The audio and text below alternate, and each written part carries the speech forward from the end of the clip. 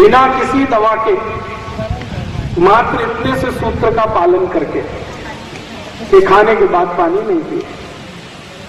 अब इसमें थोड़ा सा मैं एक जानकारी और जोड़ दूं कि पानी तो ना पिए, ये तो स्पष्ट हो गया। पानी के स्थान पर आप ताक पिए, दूध पिए, जूस पिए, ये बात है।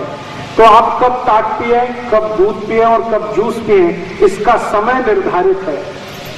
कभी भी ताक नहीं पी सकते और कभी भी जूस भी नहीं पी सकते और कभी भी दूध भी नहीं पी सकते। तीनों का समय निश्चित है। तो आप बोलेंगे क्या समय निश्चित है? सवेरे का नाश्ता अगर किया है तो नाश्ते के बाद आप जूस पी सकते हैं। दोपहर का भोजन किया है तो उसके बाद आप ताक पी सकते हैं। रात्रि का भोजन किया है तो दूध पी सकते हैं। और ये जो निश्चित समय है ना, इसी को ध्यान में रखना, आगे पीछे नहीं करना इसको। मतलब सुबह दूध नहीं पीना कभी भी, शाम को ताक नहीं पीना और दोपहर को जूस नहीं पीना। ये समय जो पक्का किया है ना, इस पर मैंने बहुत ऑब्जर्वेशन किए। कई मरीजों को मैंने कहा कि ये आगे पीछे कर दो। सुबह जो नियम है जूस पीने का, वो शाम को करवाया मैंने कुछ मरीजों का, और रात को दूध पीने का सुबह करा दिया। मैंने देखा कि उनकी बीमारी में कोई भी कमी नहीं आई। जैसी पहले थी बीमारी वैसे ही रही।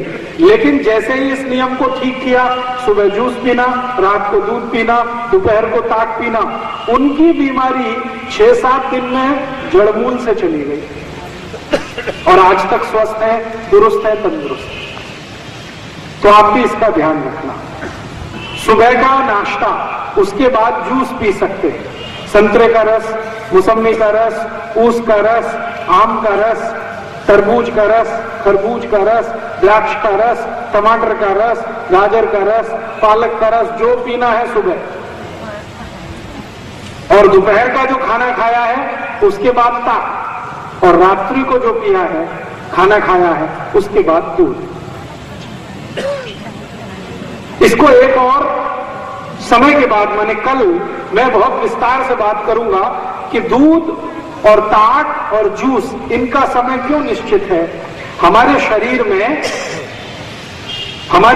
में 3 दोषों का हमेशा प्रभाव रहता है, वात का, पित्त का, कफ का। वात का प्रभाव जो होता है वो सुबह होता है सबसे ज्यादा। पित्त का जो प्रभाव होता है वो दोपहर को होता है सबसे ज्यादा, और कफ का जो प्रभाव होता है वो रात को होता है सबसे ज्यादा।